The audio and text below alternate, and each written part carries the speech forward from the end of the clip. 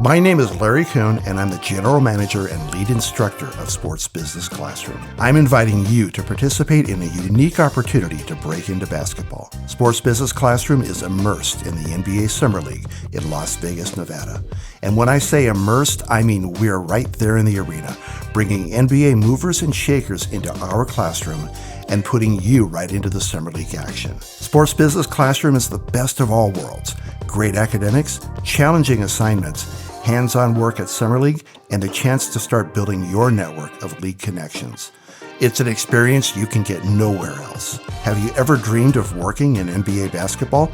Don't just wish it will happen, make it happen.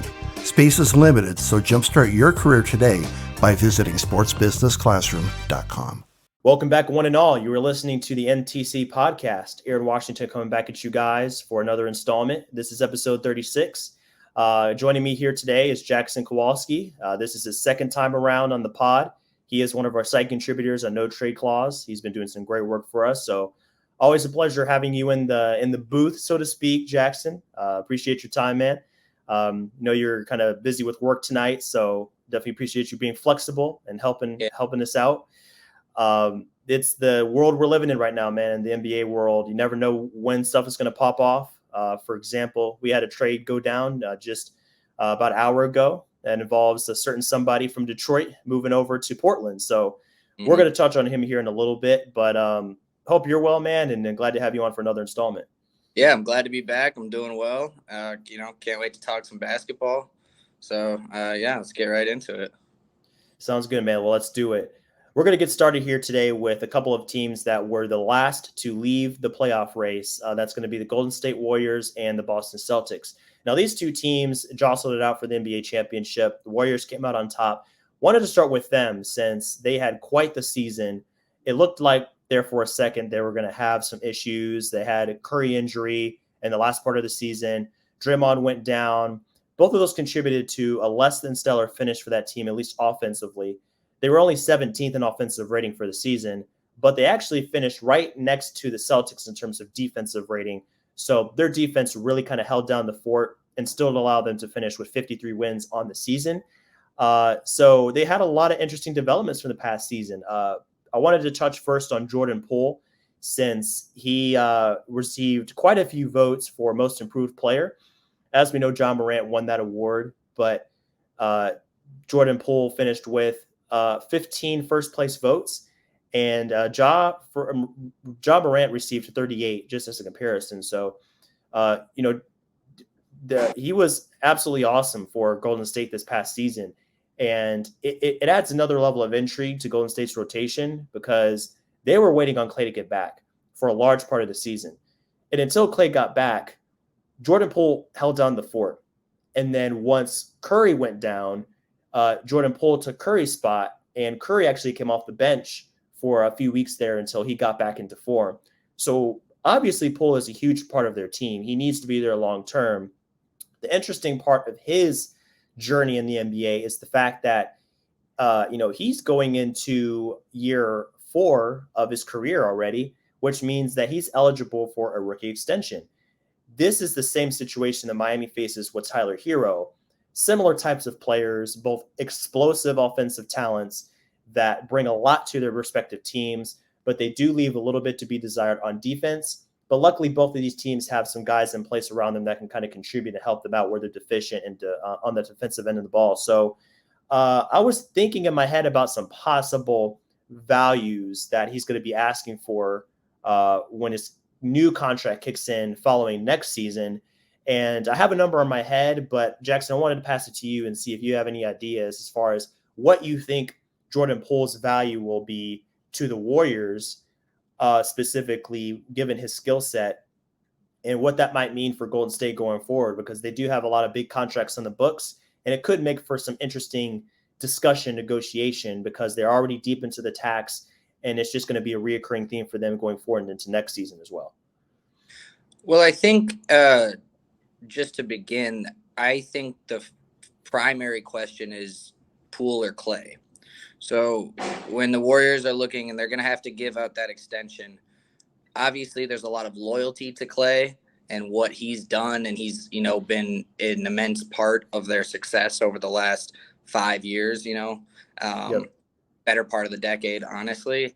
And I think you got to decide, well, Clay is seemingly like he might slowly be getting a little bit worse and worse. He had those 2 injuries that kept him out for 2 seasons, and obviously you can't plan for that. But I think in terms of which player, Poole or Clay, who is more important to the Warriors' success this season and success moving forward. So not just, being able to get this championship, but moving forward and continuing to win championships. I think the backcourt of Poole and Steph will in turn be more valuable than Clay in the next coming seasons.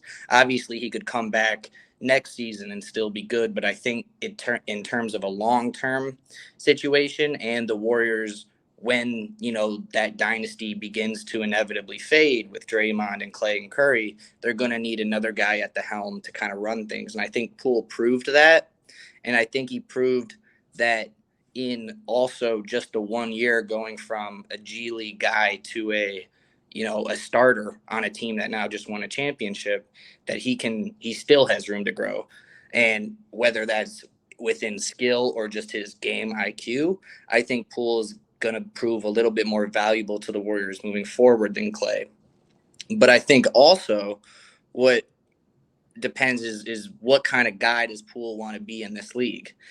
Does he want to win championships? Because then he might want to stay and retain all those guys and not get the contract that he was looking for.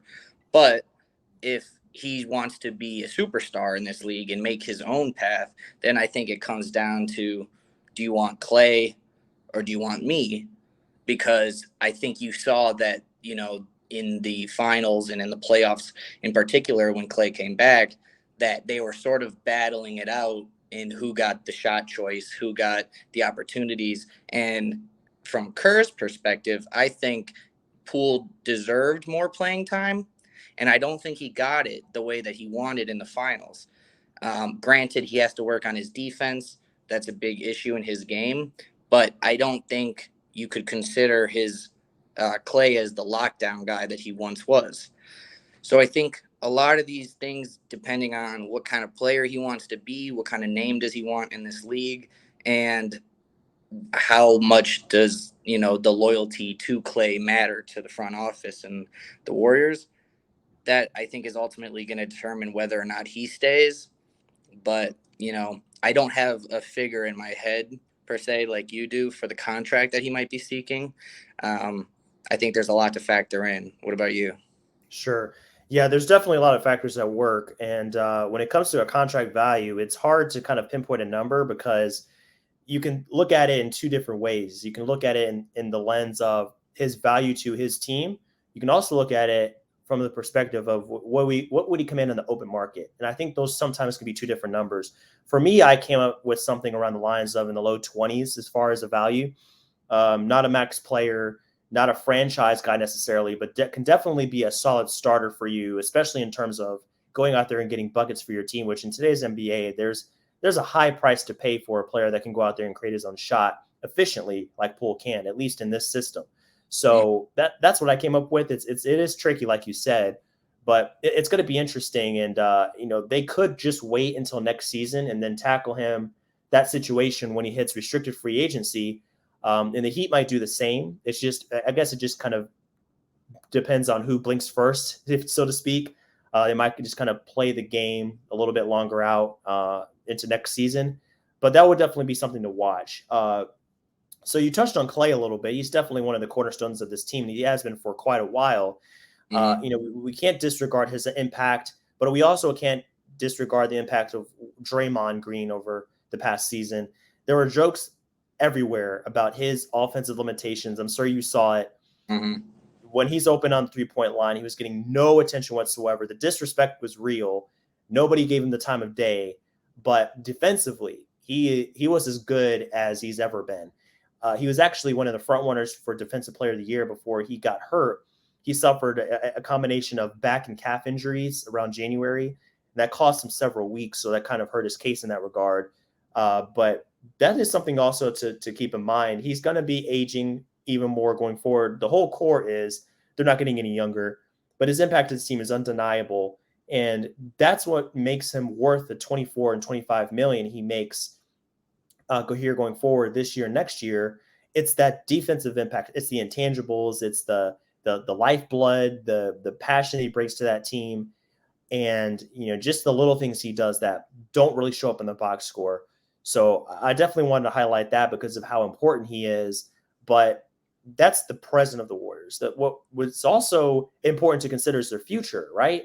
So they have Kuminga in the wings here. They have Moses Moody. They got spot minutes. They did some good things for him. But they also have a guy by the name of James Wiseman. Now, he's easily forgotten because he didn't play any minutes at all this past season. But if we go back to the season before, which is his rookie campaign, he put up about 11.5 points, almost 6 boards, almost a block a game, and 21 minutes per game. He did foul quite a bit, 3 fouls per game, but he's a guy to keep an eye on for sure, even though he's hurt. He's been hurt.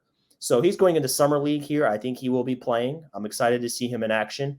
But how do you feel like he's going to progress going forward? He's definitely a risk, and he's just kind of a question mark. Like, what do you expect from him going forward here as he enters his second campaign in the league? Right. I actually think James Wiseman was an underrated part of that team in the way that he had some criticism for his shortcomings, whether that be defensively, like you said, he fouls a little bit too much. Sometimes he's a little late on his rotations, and that threw off the Warriors' defense a bit early in the season before his injury last season.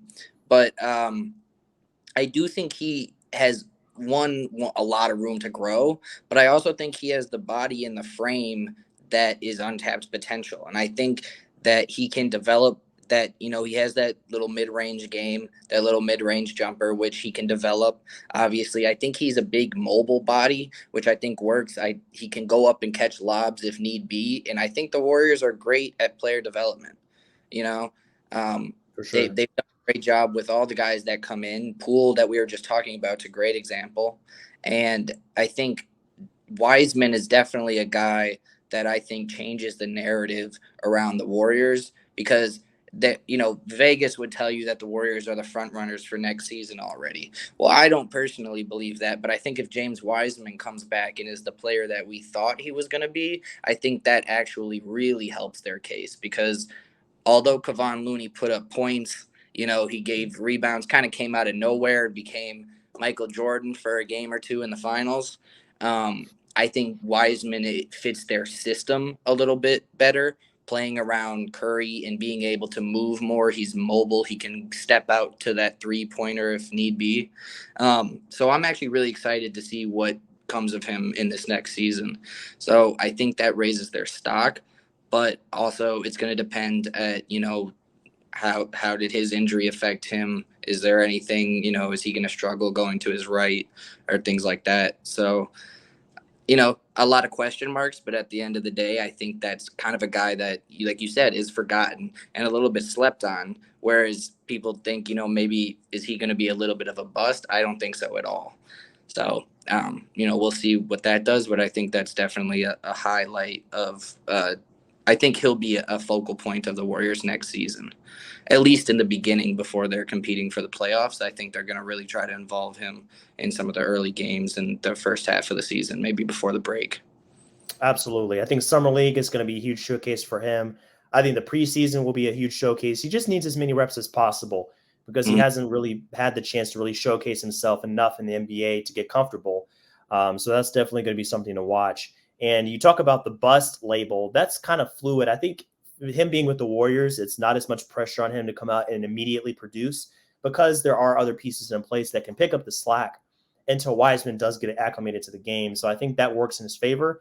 And I think he's going to be just fine. Now, as far as being a franchise talent, top tier player, not quite sure, especially if he can't stay healthy. But I think at the very least, he's going to be a big man that Golden State can rely on and then possibly bring him off the bench to start, possibly take Looney's spot, because Looney is also a guy they're going to need to re-sign after a great season he had. So definitely a couple of guys to keep in mind from the front court position for the Warriors.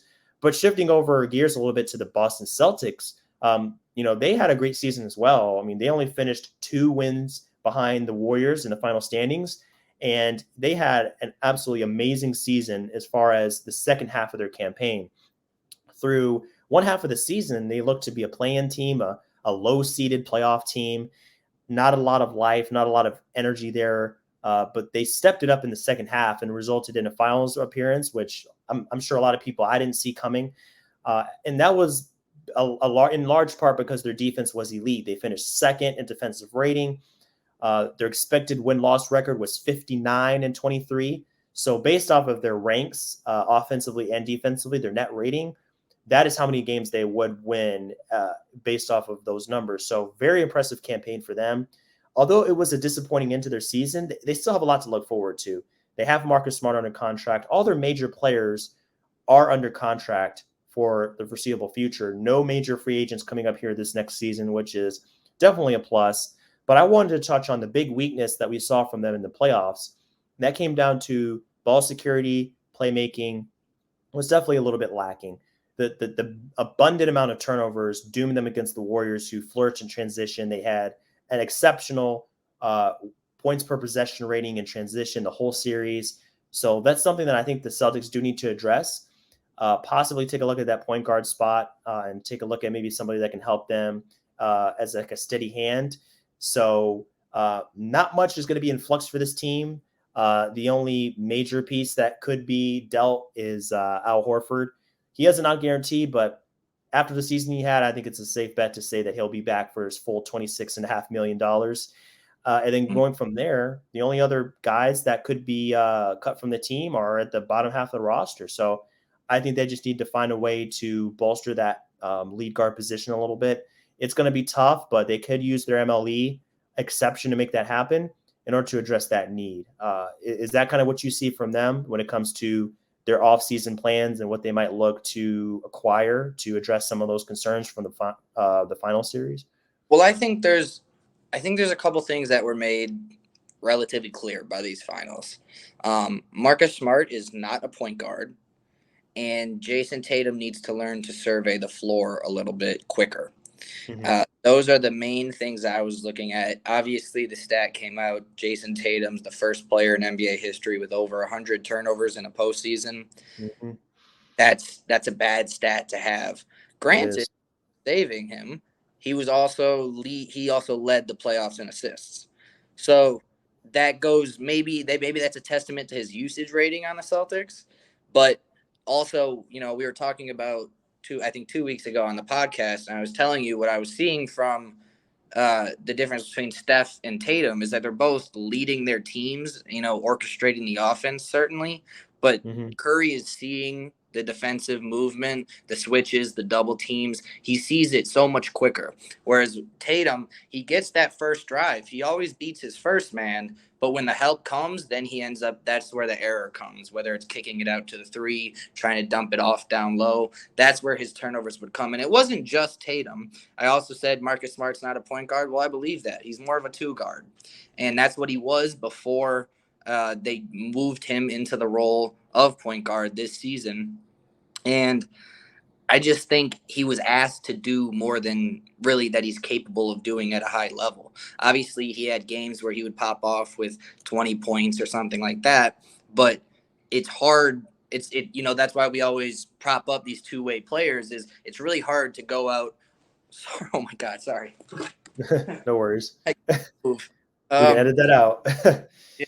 All right. So it's really hard to become these two-way players where you're averaging 20 on one side, but you're also only allowing 14, 15 on this side from other guys. So when he's tasked with stopping Curry, maybe the best offensive player in the league right now, obviously a top 5 guy, well, it's hard for them to also be like, okay, Marcus Smart, now we need you to score. So when Tatum was having struggle scoring, you couldn't really rely on Smart. You needed him so much on the defensive end. So he was getting tired out. Obviously, Jaylen Brown scored pretty well in the finals. I think he's a guy that could take a little bit more of a focal point in terms of running the offense. I think, obviously, he can find his own shot, but I think that's when we saw the Celtics at their best, was everyone getting assists. And I think when Tatum's shot wasn't falling, a couple times he'd be like, I got to go get mine now, because that's a pride thing. If you're a superstar, you got to get yours, and the team has to be successful. That's kind of one of the things, about being a superstar in the NBA. Right. So that, along with Marcus Smart being asked to do too much, obviously their point guard position is a glaring fault. They're going to have to figure out some way to do that. I think there's a couple guys in the free agency right now that they could get with their MLE exception. I don't think that they're going to be able to get a starting point guard per se, or a guy that would be notably known as a starting point guard, but I think that they could make it work by signing maybe a backup point guard and allowing him to take a little bit more of a role facilitating for them. And then on top of that, one thing I have to mention is Marcus Smart, Defensive Player of the Year, is the Defensive Flopper of the Year. It became, and 100% agree. It became just almost unwatchable, where every play he was on. I think he spent more time on the floor than on his feet. There are rules put in place to fine guys for flopping. They're just not enforced, and it just seems like if you're the Defensive Player of the Year, you cannot be begging for these calls constantly. Absolutely. We've seen other Defensive Player of the Years, Rudy Gobert, Draymond, Kawhi Leonard. They are all complaining about fouls. Maybe Kawhi not as much, but they're not flopping. There's a big difference. You know what I'm saying? Like, yep. You can complain to the refs all that you want, but it's just Marcus Smart he deserves an Oscar, really. And really, I think that's just something that needs to be addressed as a league-wide thing. But that's definitely something I got to say. You cannot be the Defensive Player of the Year and flop as much as you do. You just can't. Agreed. Because that's what, we saw it. He took a flop on Curry. When it doesn't pan out, that's a wide open three. Oh, yeah. You know what I'm saying? Like, definitely. Every time it doesn't pan out the way that you want, you're giving up points. And it happened constantly in the finals. And I think that that's one of those things where it's like you characterize yourself as a dog. How can you do that and then go out and do these performances that are, I think weak play. So yeah, definitely, man. That's just one thing I wanted to touch on. I kind of ranted for a bit there, but I think it was important to say. It's definitely important. It's something that needs to be addressed, and you're absolutely right. They didn't enforce that rule. There were no fines to be seen in the finals, and that just kind of goes to show that sometimes the league can be a little bit picky and choosy when it comes to what they want to enforce, who they want to make an example out of, and he definitely wasn't one of those people. So that's something that needs to be cleaned up for sure. This is the platform to do it. This is why we have these podcasts. Go look at Draymond Green. I'm sure he rants on every podcast.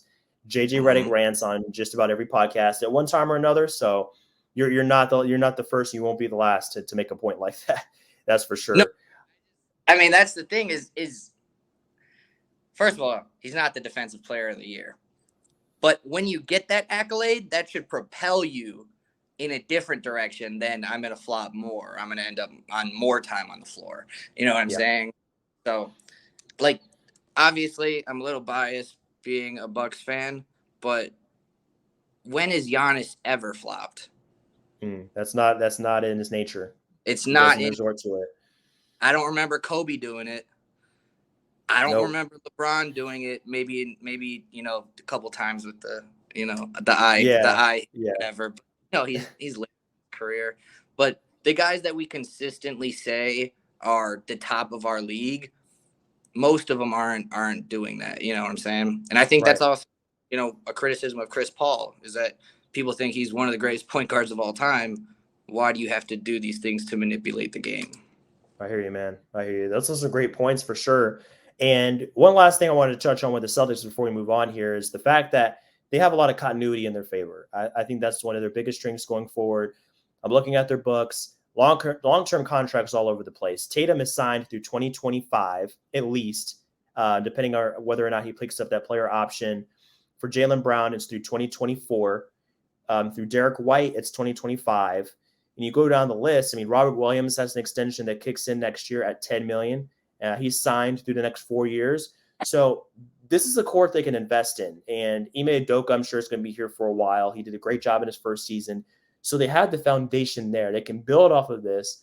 They're young enough that they can still rely on internal development to get to the next level. It is going to be tough competition in the East. There's no doubt about it. But Tatum will make strides. Brown will make strides. Both of them are still south of 26 years old. Smart will be here for the long term, I'm sure. Horford will at least be here one more season, and then we'll have to see after that. But across the board, there are guys that should stand to be here for at least a little bit longer. So there's going to be things in place from last season going into next season, and they're just going to have to fine-tune some things around the edges. So this team isn't far off of a championship. They just need to address a few things. A few guys got to clean up their games, and I'm sure that guys on the back end of the roster, like Peyton Pritchard, will just keep getting better, and they're going to be in a great position going forward. So whether or not I'm a fan or I'm on staff or I'm a player, I'm feeling good about the future, although that finals loss would definitely sting for a while. I precisely because of so many long-term contracts, that's why the coaching staff and the front office should be hypercritical of some of this play, because there's limited moves that they can make to truly improve their roster right now. Yep. So I think all going to have to come within the team's own development. And that's why I think that they should be hypercritical on those things like Tatum surveying the floor, Marcus Smart being a little bit more careful with the ball, things like that. For sure. Yeah, they're going to address that, I'm sure. And they have some great guys that want to work there. So I have no doubt that they're going to make those changes going forward. So moving on here to our next topic, that's going to be player options. So yesterday we saw a wave of people start to either opt in or opt out of player options for 22-23. And that is because the deadline for player options, team options, and early termination options is June 29th. So as of this recording, there's 1 week left to make those decisions. So Kyrie, Bradley Beal, all these big names, they're starting to make their decisions. The news is trickling in slowly.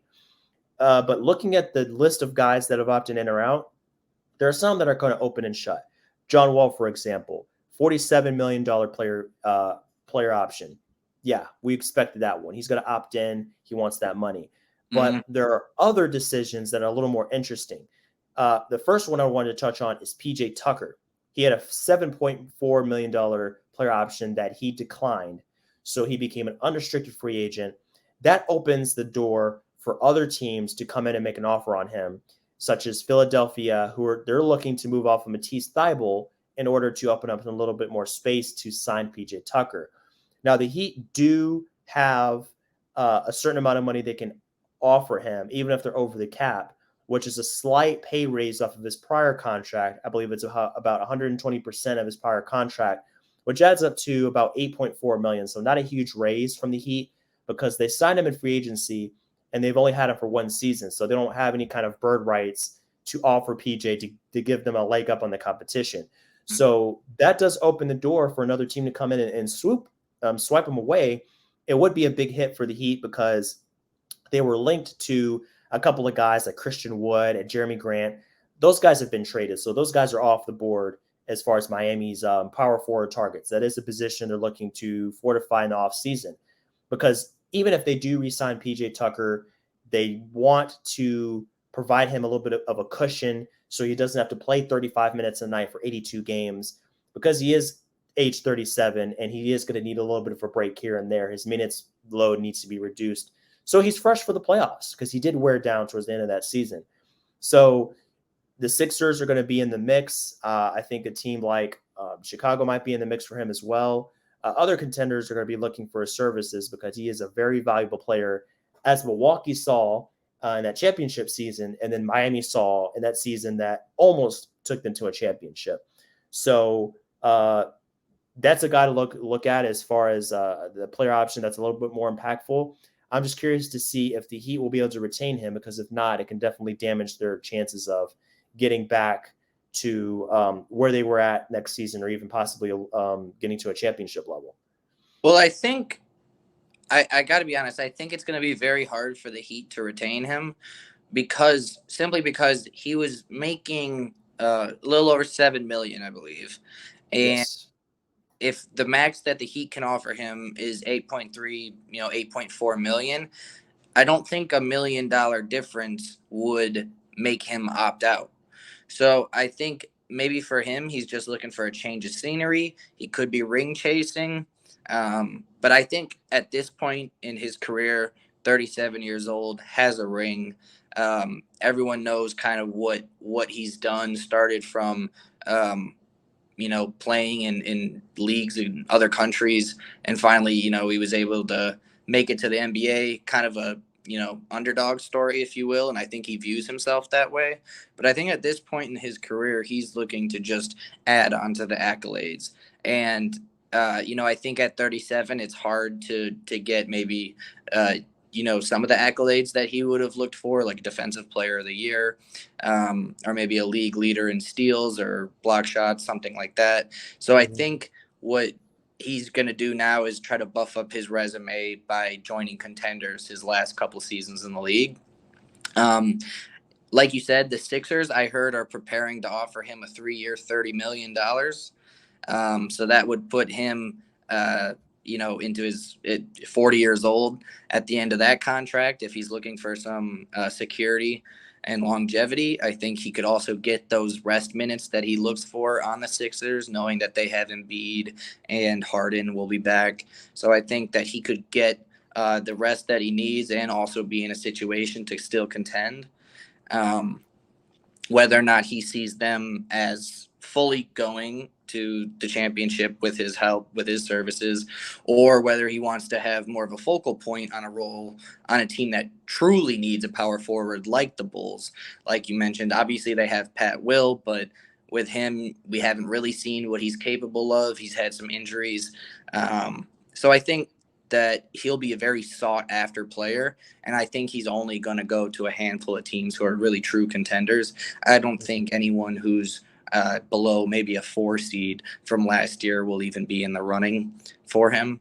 So I don't think at this point in his career, money is necessarily the most intriguing factor for him. So I think, we'll see what happens with him. But I think, frankly, he should go back to the Bucks. We could use a little bit more rebounding, as we saw last year. Obviously, we're going to try to retain Bobby Portis, but there's going to likely be an extension for him coming. So, we'll see. I think he could do good on a lot of different teams, just hopefully not the Warriors, because I wouldn't. Right. I've had enough of their success. Hey, I mean, I share that sentiment. I mean, how much help does Curry need? Yeah, right. Yeah, I mean, Durant's gonna end up once Kyrie opts out. We'll get to that later, actually. Yeah, I mean that's definitely something to look at when it comes to that situation. PJ is a extremely valuable guy, and I don't blame all these contenders for lining up for his services. It really says a lot about what he brings to the table, with the fact that he's that old and he's still that impactful. You mentioned earlier that he wouldn't really opt out for that small of a pay raise. I mean, it is something to think about when it comes to like the fact that the money isn't a huge factor, or that's something else that you mentioned. So maybe that is. Maybe he just wanted to get a little bit extra cash and then lock in another year. Maybe he goes for another 1+1, or maybe he wants a straight up 2-year contract, fully guaranteed. That's something that he could look at getting. So I still think that the Heat have a decent chance of retaining him, but there is definitely an outside chance here of someone else coming in and giving him a slightly higher contract and retaining or grabbing his services from the Heat is definitely something to think about. So as a Heat guy, I hope they can keep him around, but I wouldn't be surprised if somebody else poached him, because he is that valuable of a guy, even in his late 30s. And one other thing about the Heat is, in his late 30s, being 37 years old, the Heat have a lot of requirements, like the body fat requirement and things like that we talked about in previous episodes. And I also wonder, does he want to play for a little bit more of a lenient system that may allow him to, enjoy his own vices and personal freedoms and things like that a little bit more as he's going into his career later on. But that's also just, another one of those question marks. So it's another factor that brings the human equation into the mix. It's something we have to consider for sure. So, I mean, while we're on the topic of aging forwards, let's transition to a guy that's in the Western Conference. He's in a similar situation, but this is going to be Nicholas Batum. He is he played last season for the Clippers, and ever since he moved on from Charlotte, he had a mini resurrection of his career, a mini revival, if you will. In Charlotte, he was that overpaid guy that was just cashing in on a big contract that he got earlier on. It was a huge overpay. Went to the Clippers, signed more of a bargain contract. He only made $3.3 million last year. And this is a guy that still has a block percentage of 1.4%, steal percentage of 1.8. Those put him in the top third of the league in those ranks. Doesn't foul a whole lot. Very switchable forward, makes good decisions, doesn't turn the ball over a whole lot. So he still has a lot of value around the league at 33 years old, a little bit younger than Tucker, but definitely aging a little bit. But I mean, he's going to be sought after by a lot of teams, a lot of contenders. It's going to be probably a similar crop of teams looking for his services. They're looking for PJ Tucker services. So the Clippers this is what differs from the Heat situation. They have early bird rights on him because they've had him for 2 seasons. So they have the ability to offer 175% of his previous contract as opposed to 120 with PJ Tucker. So that brings them up to $12 million for as many as 4 seasons. So that can be either 2, 3, or 4 years long by the Clippers. So they do have an advantage over other teams because even if other teams offer the mid-level, the non-taxpayer mid-level, that's only about $10 million. So the Clippers, even in that scenario, are going to be a little bit higher up in terms of what they can offer Batum. So I wouldn't be surprised if he resigns because it's the best of both worlds, right? It's the most money, the most years, the most security, and then he's still in a winning environment with a team that has Paul George, Kawhi coming back, a bunch of pieces that are there. They're built to win now. The window is now, Batum's window is now, I'm sure he's looking for that championship ring. So I wouldn't be surprised if he resigns. And, that's definitely a player option being declined. That's not surprising in the slightest because that's a massive pay raise. And it's a team that wants to retain his services and a team that can really use him on the back end as a backup forward for that squad. So that's not a surprising development whatsoever. I think he will stay with the Clippers. I just don't think he's going to get a long-term deal. I think he'll get a 1-and-1. That's sort of his best option because I think also one of the differences, we talked about PJ Tucker's age, but in Batum's style of play, he has to move around the floor quite a bit. He's the shooter, so he's got to be able to put, the open threes in. And I think he can do that for another season, maybe 2 seasons. But I think the Clippers would be hesitant to give him a longer contract just because in the type of role that he is, I don't think he's going to be able to perform at the same level that we've seen from this resurrection for much longer. But I definitely think in the next 2 years, he should stay with the Clippers and I think go for those title runs. That team is ready to win now, like he said. And I think he's just another veteran guy that can always help the young guys. He can always help facilitate the offense, whether maybe not directly, but through his voice and through setting an example. So I think he's a good presence to have, and I think they will retain him, but I don't think it'll be more than a 1-and-1. I agree with that for sure. They do have the option to go 4 years, but yeah, if I had to guess, I would say it's more of a 2-year thing. I would say maybe 3 years max, maybe with that third year being a team option or something of that nature.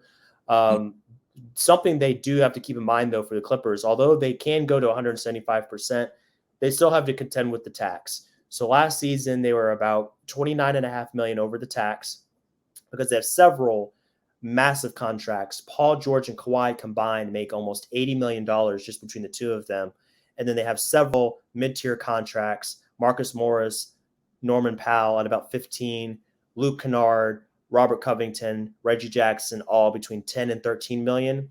And then those contracts are all guaranteed for next season.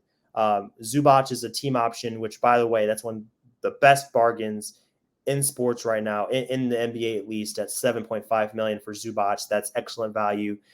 But they're already going to be about 10 to 12 million over the tax. And then they have several guys entering free agency, such as Hartenstein, Rodney Hood, Batum, as we're speaking of right now. So I'm just interested to see how high they go, because if they offer them, let's say 10 million in that deal for next season, that's going to be multiplied because of the tax implications.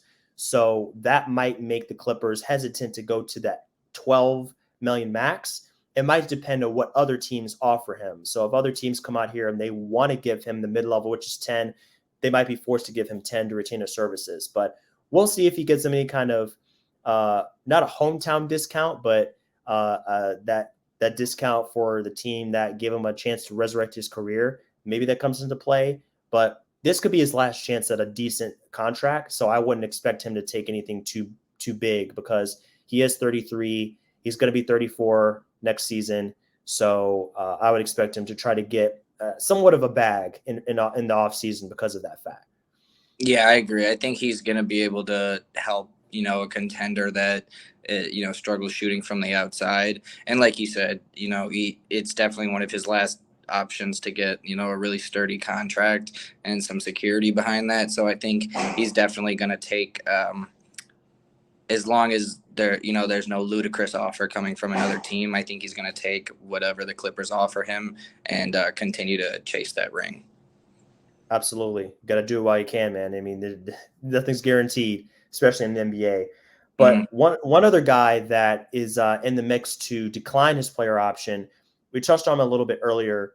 Kyrie Irving is in the mix to potentially move on from Brooklyn. This is Kyrie Irving we're talking about, so you never know what you're in for when it comes to this player. He is looking like he's going to decline his $36, almost $37 million option. He can resign for anything up to $43 million as a result of his 35% max that the Nets can offer him due to his bird rights. So that's massive money for a player that you're expecting to miss a decent amount of games pretty much every season for one reason or another. So they're hesitant to give him a long-term deal. They're looking for something more short-term. Maybe they give him the money, but they only want to give him 3 years instead of 5. I'm sure Kyrie wants as many years and as much money as he wants or as he can get, because he's in the prime of his career, age 30, last big contract, presumably. So he wants to get all the money he can. There's an impasse there. There's a disconnect. But here's the issue. The only teams that would even entertain the thought of Kyrie Irving are probably the Lakers and Knicks at this point. They're only teams that really make sense. The Knicks have to do a bunch of cap gymnastics in order to make that work. The Lakers, it's next to impossible. They would have to offload Westbrook's contract. The Pacers already rejected the offer of Westbrook and THT for, I think it was Malcolm Brogdon. That didn't work. So, they're in deep trouble in terms of trying to get off his contract. I just don't see many options for Kyrie other than the Nets if he wants to win. That's the problem. No, none of the teams that would even need him or could use him have cap space. So it has to be a sign and trade. That's complicated. Some teams can't even do that. So it's really just a challenge for someone to make that work. He's just such a, I don't know if I want to say annoying, but he's so much to deal with. And if I'm another team like the Miami Heat have been linked to him, I don't want any part of that. I want to have a guy I could count on night in and night out. He's still a great player, but it's a lot of headaches for a guy that, as we've seen twice now, he plays a year or two, he wants to move on. It gets kind of old at this point, regardless of how talented he is as a basketball player. No one's going to doubt that. It's just a lot to deal with, man. I don't know how else to put it.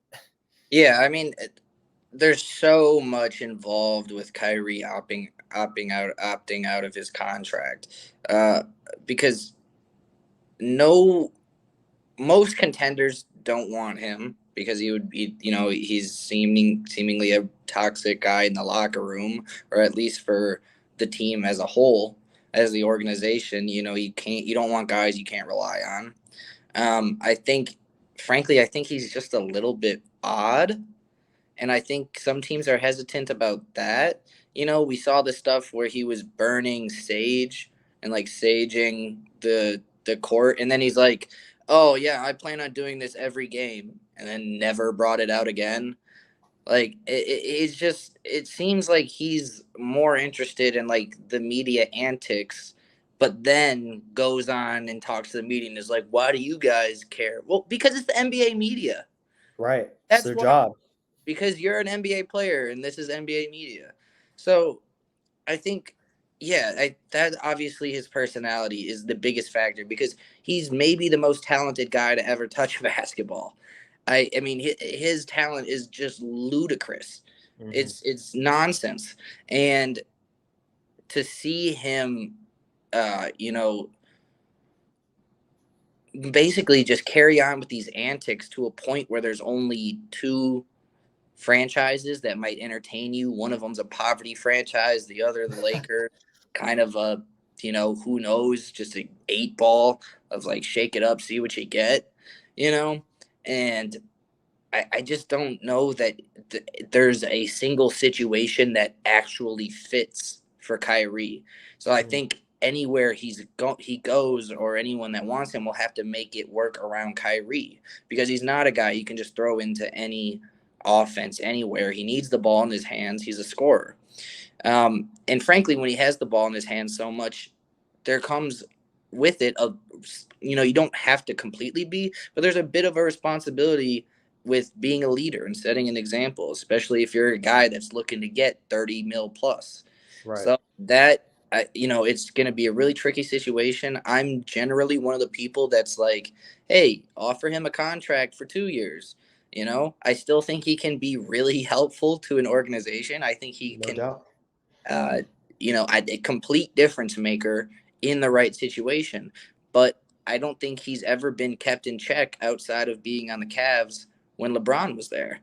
And that's why, the Lakers are maybe so appealing. And he's mentioned in interviews that, if I would have stayed with LeBron, we'd have won a ton more championships and things like that. Maybe you have the opportunity. You might have to take a $30 million pay cut, or somehow, pray someone wants Westbrook's contract so that they can free up space. I mean, I know there were rumors that the Hornets are incredibly interested, but I don't know why they would be, unless they're trying to free up space for someone else later on, because with Rozier and LaMelo, I mean, they couldn't plan on playing him really. So I don't know. The Kyrie situation is incredibly tricky, because if he leaves, then it's likely that Durant will request a trade, and if Durant requests a trade, and Kyrie leaves, I don't even know where I'd begin with where he'd want to go. So I think that there's a lot at stake with the Nets wanting to make it work, but they're not going to offer him more than 2 years. But they also want to make Durant happy, because if Kyrie and Durant leaves, you're not winning a title with Ben Simmons at your front helm. So Nope. I don't know. I think it might be one of those things where it looked like the Nets were going to be an all-time team and just crash and burn, So Yep. Who knows? That's what comes along with the big names. Sometimes there's a little bit of drama involved, or in the case of Kyrie, a lot of drama. He's just a handful, to put it plainly. And this is just so funny to me that I keep seeing rumors of the Lakers pursuing these players. Like the Lakers are interested in Kyrie. Okay, sure, that makes sense. And but and Embiid and Gobert and everyone else. Giannis.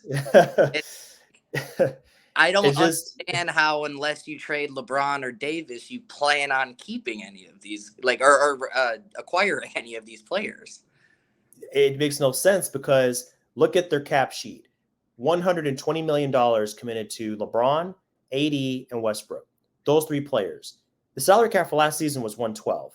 So 3 players command your entire cap space, and you're linked to Kyrie Irving, when Westbrook, one of your most expensive assets, is not even sought after by any other team as far as taking him on via trade. So I just don't understand how that even makes sense. It's just not really a possibility at this point. So we need to kind of get our heads out of the clouds, or whoever's putting these reports out there. Let's come back to reality for a second and look at what's really possible, because that's definitely not possible with what they have right now.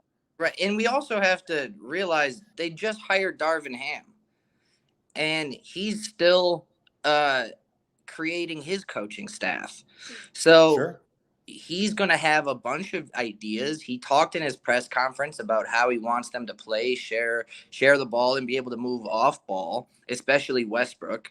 And I think it would be a disservice to Darvin Ham to say, hey, we brought you in because we think you're the guy that can make these three work. And then say, oh, never mind. Sorry, we're actually going to give you the most toxic player in the league. Make that work.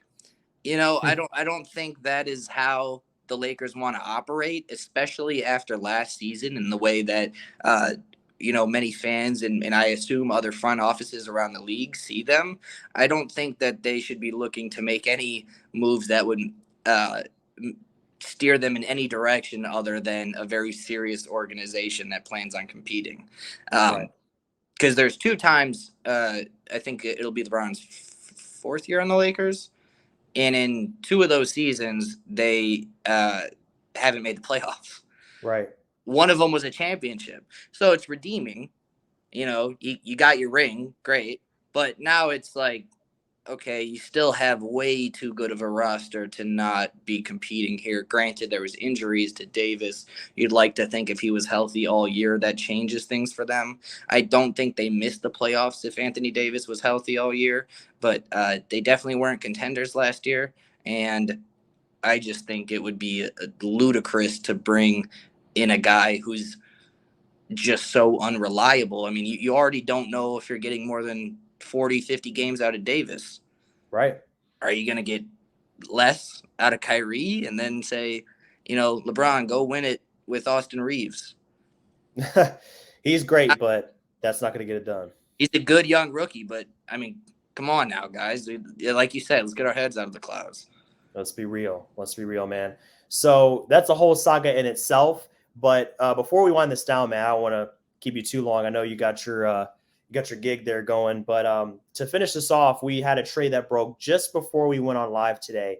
That was the Jerami Grant to the Portland Trail Blazers. So the Blazers are retooling around Damian Lillard. They're trying to reset it here a little bit.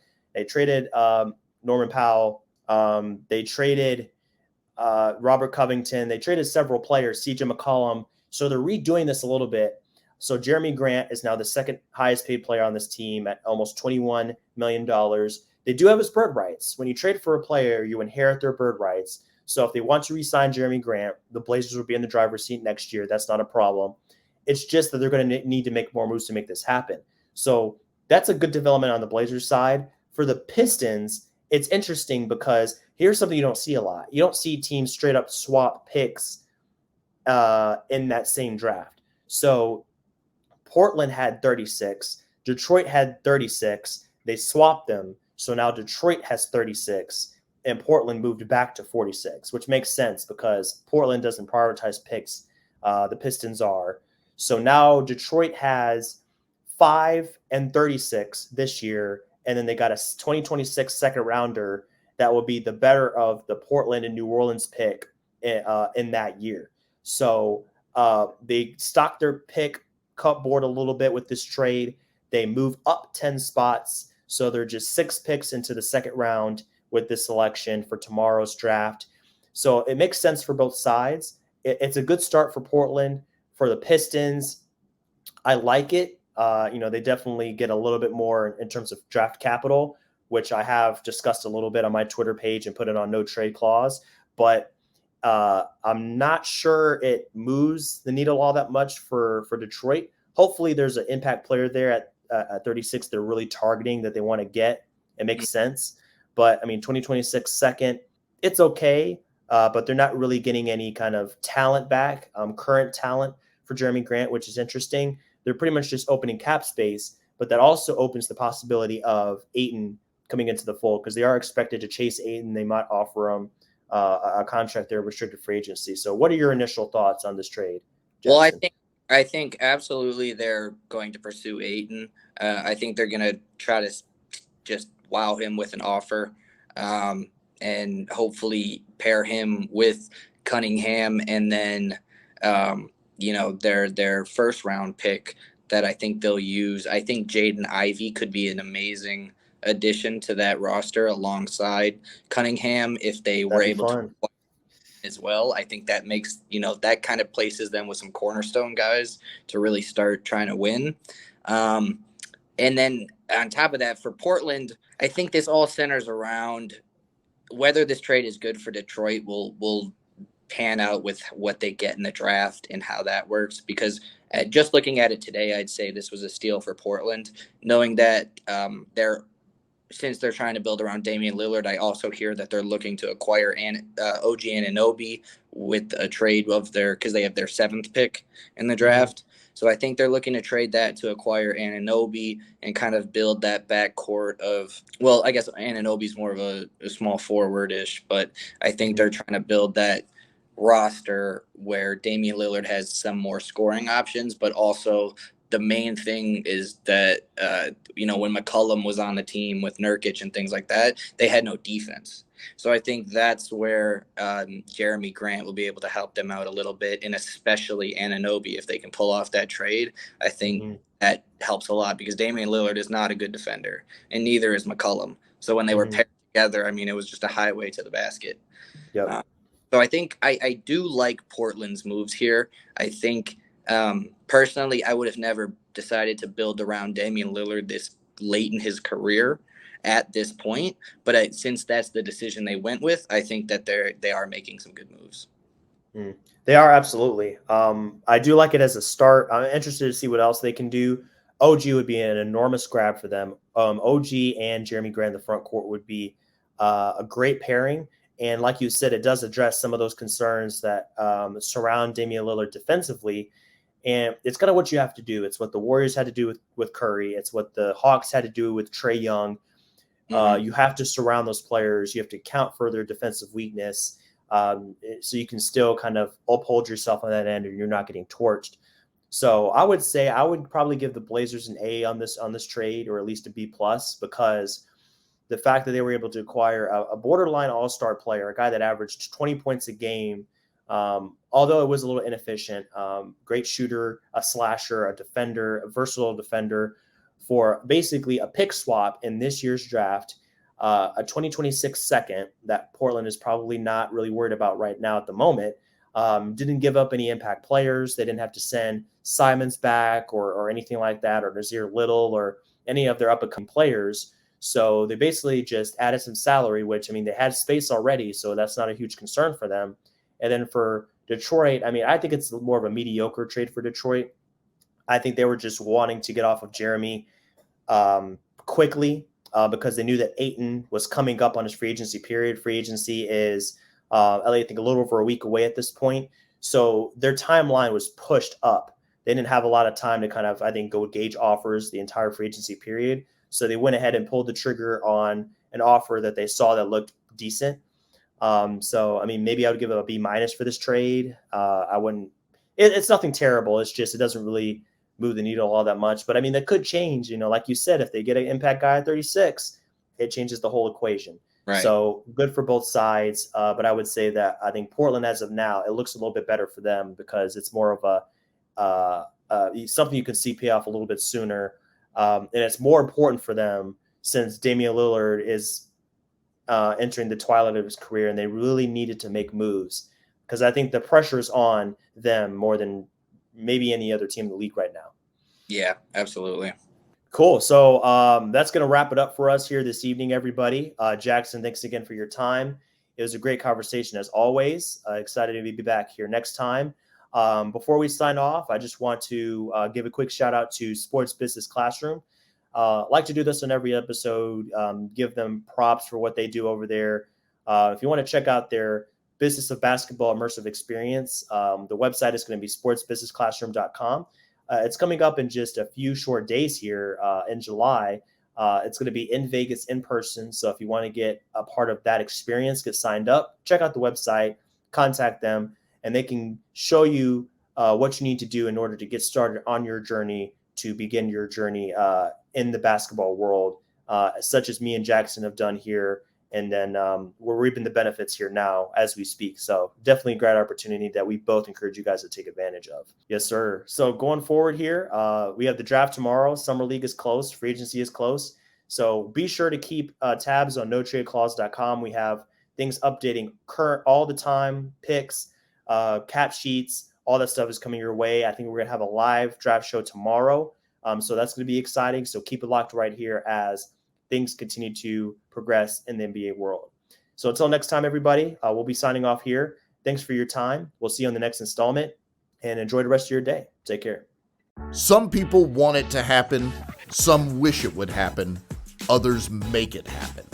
I'm Bo Estes, the Department Chair for Media at Sports Business Classroom, and I'm offering you a chance to put into action the words of Michael Jordan and make it happen at the NBA level this summer in Las Vegas.